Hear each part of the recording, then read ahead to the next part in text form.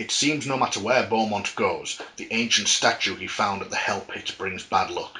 He tries several times getting rid of it while staying in Seto's mill, but each morning it's right there in his travel pack, like it has a life of its own and wants to be his travelling companion. He is in the local saloon, drinking his woes away and looking at the cursed thing sat on the bar. I've seen that before. Says a woman, pointing at the ancient statue. It belonged to Dr. Hedgebrook. She adds, with a concerned look. Beaumont tells her of the troubles the statue has brought him, and the woman nods, as if understanding. Dr. Hedgebrook found it on our expedition through one of the void gates, some time back. He kept a journal of his studies, but he lost his notes on one of our excavations. If you can recover that journal and get it to Dr. Hedgebrook, he will be able to help you, I'm sure. I can tell you where he lost it if you like. Well, ma'am, I've about run out of options, so I will take whatever advice you have to give. Well, he lost it at Terek's Peak, she says. Of course he did, Beaumont sighs. All the way on the other side of the bloody county. I heard Dr. Hedgebrook will be in Woods End in a few days. If you take the riverboat across the county, you might be able to recover his journal and get it to him. Well, ma'am, I'd like to thank you for your help. I'd stop and chat, but I have a riverboat to catch. Beaumont's Travel Journal, June 15th to June 7th, 1876. I used the last of our money to buy tickets for the riverboat and told Torinobu about the rumour I'd heard of Hedgebrook's diary. Thankfully, the riverboat got us across the county in only 2 days. I've been on many riverboats in my time and never once found myself sick, but on this journey I was retching my guts out something rotten. I know it's that statue. I hurled it overboard several times, but it just kept reappearing in my bag, soaked from its dip in the river. I swear I could hear it laughing at me. We got off the riverboat at Lardberg's Landing and rode along the trail to Terek's Peak. It was still 3 days' ride, and despite the good weather and uneventful travel, Torinobu and I found ourselves getting antsy with each other. And on the third day, as we made our way through the mountainous Devil's Fingers that led to Terek's Peak, Torinobu and I got into a fight. That's it. I've had enough. Shut up, you stupid gaijin. Gaijin? Who are you calling a gaijin, you silly fool? And take off that dress. It looks ridiculous. Put on some trousers like a real man. You should stop smoking that smelly cigar. It stink like a rotten fish. It started as an innocent discussion, but before long the two of us were brawling. We came to our senses afterwards, though I must admit I felt my pride wounded as much as my body by the samurai's beating. I'm no match for him when it comes to fisticuffs. We both decided the problem was that statue taking its toll on us and made our amends before continuing on to Terek's Peak. After their long journey across Brimstone County, Beaumont and Torinobu finally arrive at the old mine of Terek's Peak, located deep within the Devil's Fingers Canyon. "It looks like this is the place," says Beaumont. "That young maiden told us we'd find Hedgebrook's diary here. Well, I suggest we get this over with." "I agree, Beaumont-san." Beaumont takes the lead, carrying the lantern in front of him. He moves towards the yawning entrance of Terek's Peak. As he passes over the threshold, he finds himself in a storage room. The room is filled with dusty crates and barrels. There could be something of use amongst all this. Then again, something doesn't smell right in here. Beaumont considers searching the room, but before he gets a chance, he hears Torinobu from behind him shout, "Beaumont-san, abunai!" The hulking, fur-matted form of a werewolf launches itself from one of the canyon walls just outside the mine. It lands with a heavy thud right next to Beaumont and rears up on its hind legs, baring its claws and teeth. Ambushed before he can even get into the mines properly, Beaumont struggles to defend against its vicious attacks. Its claws rake his arm, leaving a bloody gouge as he stumbles backward away from the beast. Struggling to pull his pistol from its holster, he managed to snap off a few quick shots.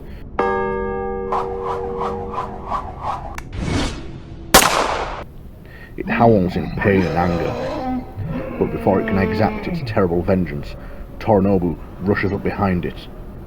Sword in hand, he leaps above the beast and brings his blade down on the back of its head.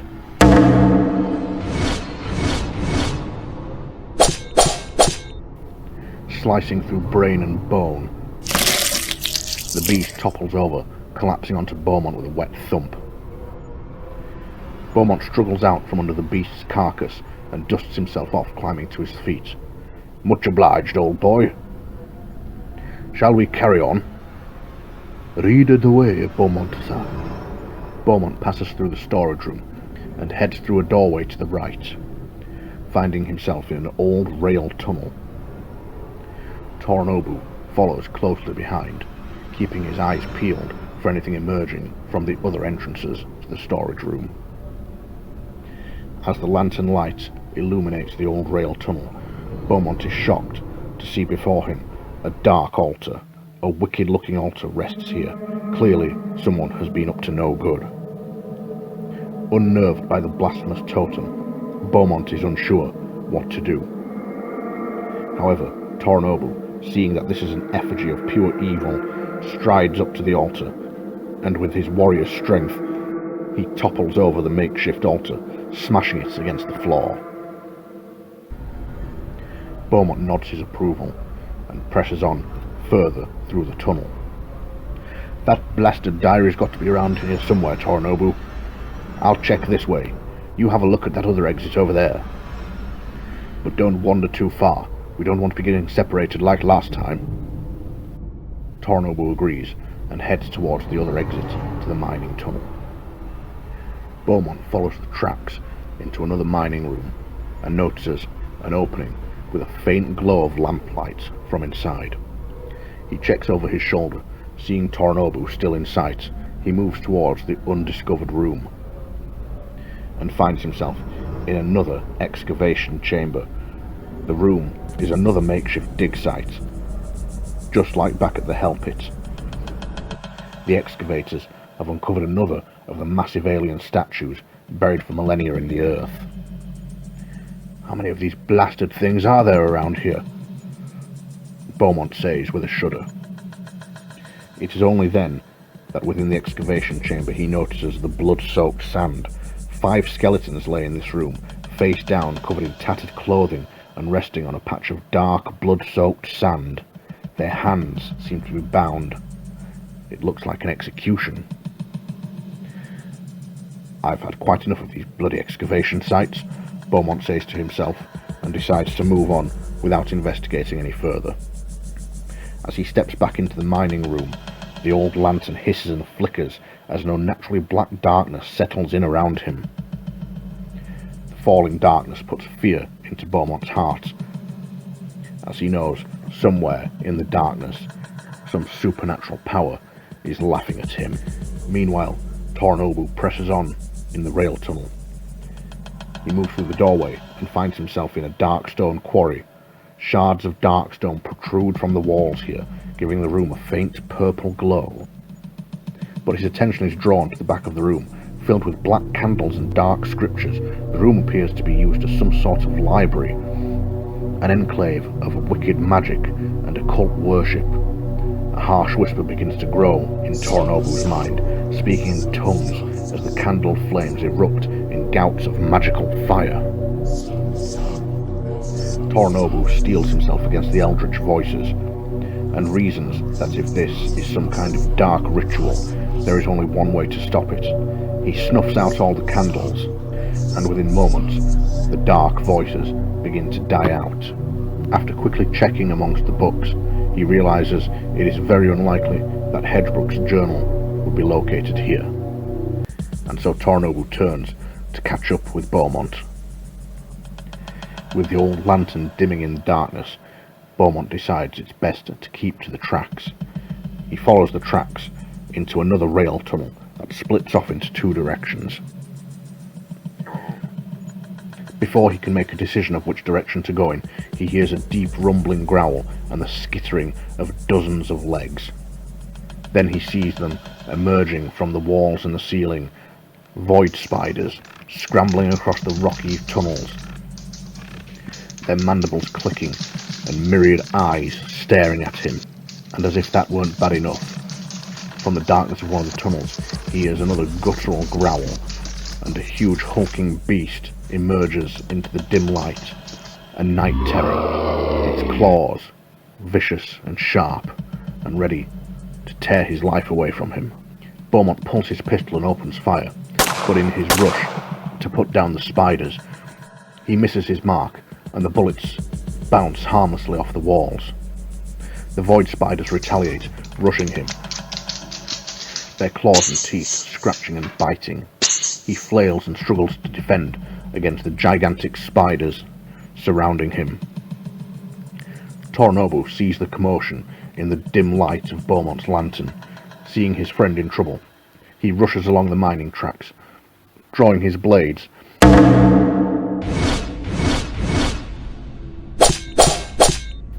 He splits two of the spiders in half and comes to a rest beside Beaumont. "Perhaps you should not get so far ahead." "I do believe you're right, old chap." The hulking night terror charges, rushing up to Beaumont and taking a great swipe at him with deadly claws. But this time, Beaumont is ready and ducks aside, avoiding the vicious attack. Beaumont gathers his wits, and in a flash, his holdout pistol is in his offhand. He fires the small caliber weapon into the body of the spider, and the lead ball lodges itself in the brains of the nasty little creature. It struggles to remain standing, but its legs give out and it collapses to the floor, twitching. Then, with a spin of his revolver, he unloads on the night terror.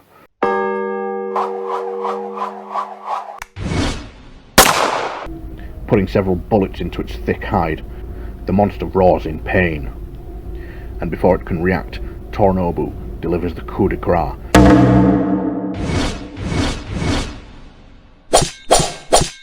Slicing off its hands and then its head. The beast falls, dead. The two men gather their wits and prepare to press on in search of Hedgebrook's diary. "Let's stay a little close together this time. I'll check this doorway, you check the other, but let's not move on until we've regrouped, okay?"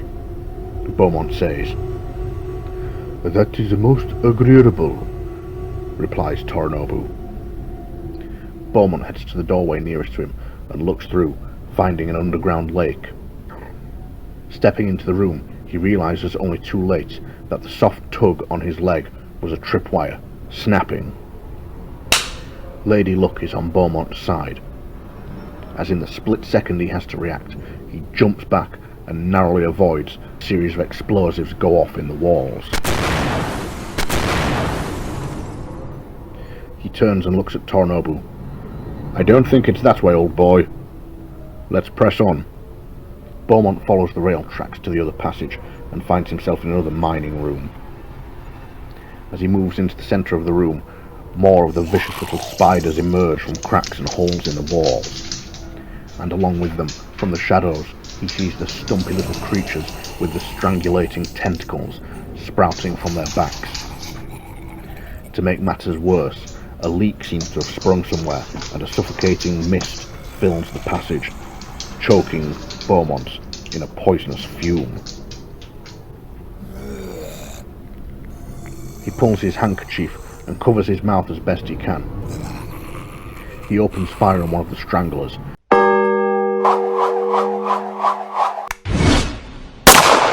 and blasts it apart, its viscera splattering the rail tracks. Then the demonic beasts descend upon him. A few split off and go after Torinobu as he enters the room. Beaumont struggles to fend off the attacks as the slithering tentacles wrap around his neck and begin to choke the life from him. Darkness creeps into his vision, and he fears he is going to black out soon. With a burst of strength, he pulls his revolver and unloads point blank on the creatures.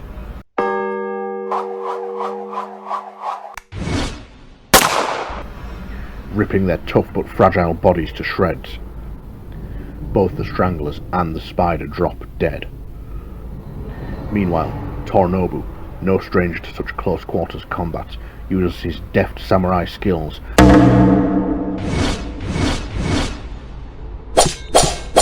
to expertly bisect the spiders attacking him and then slices the appendages from the stranglers and finishes them off with a vicious thrust.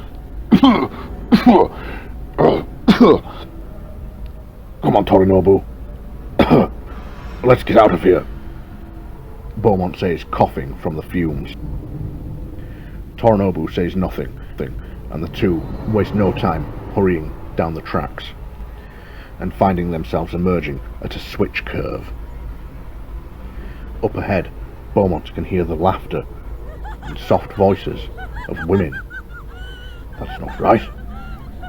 What would women be doing in a place like this? He says. Then their laughter and soft melodic voices turn to ear-piercing screeches. From around the corner of the switch curve emerge three silhouettes shaped like that of beautiful women, but for their tails and horn sprouting from their heads. In the dim light, their flesh glows a fiery red, and their ebony hair smells like charcoal. They are no women, but are hellfire succubi. Despite their shapely appearances, Beaumont knows this is a life or death situation. He opens fire, but finds it hard to concentrate on his targets. Steeling himself and focusing on just one of the succubi, he manages to get a few good clean shots in.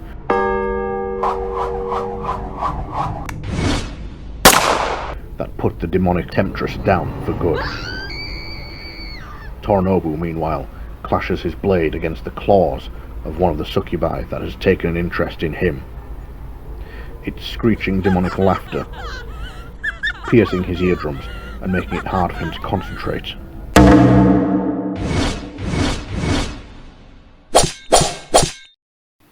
His blade work is sloppy and he's disappointed with himself, but still, righteous fury wins the day and he manages to slice the demon's head off. The remaining succubus turns to them with an enraged screech at the death of its sisters. It claws at Torinobu, leaving a bloody gash in his chest. It forces him over onto his back and climbs on top of him, ready to claw his eyes out.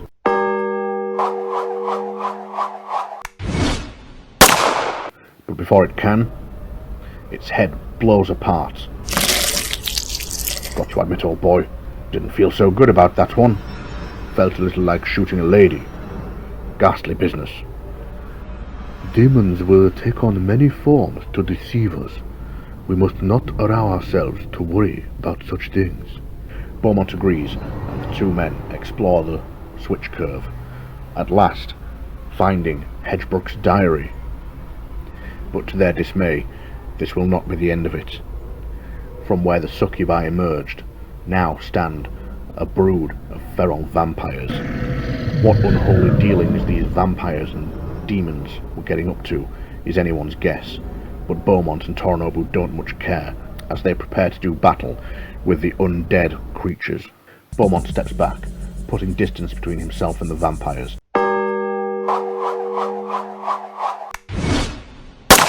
Bullets flying through the air and ripping into the vampiric abominations. To his horror, the creatures seem to transform into mist, and his bullets pass through them harmlessly. Before they can charge him, Torinobu beats them to the punch and rushes in with his blades ready.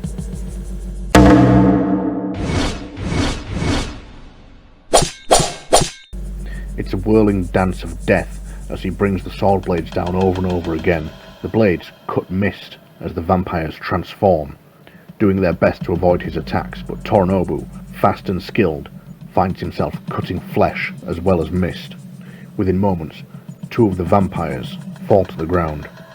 The silver inlay in Torinobu's blades glows with holy power, and the vampires crumble to dust. The last vampire, however, pounces, grabbing Torinobu and lifting him into the air. It rears its head back, exposing its long, sharp fangs. It forces Torinobu's head sideways to expose his neck, and just as it is about to bite down on him,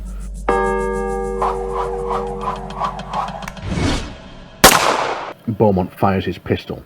The distracted vampire hits square in the head by the bullet. No time to transform into mist. As the creature jolts back, Torinobu pulls himself free.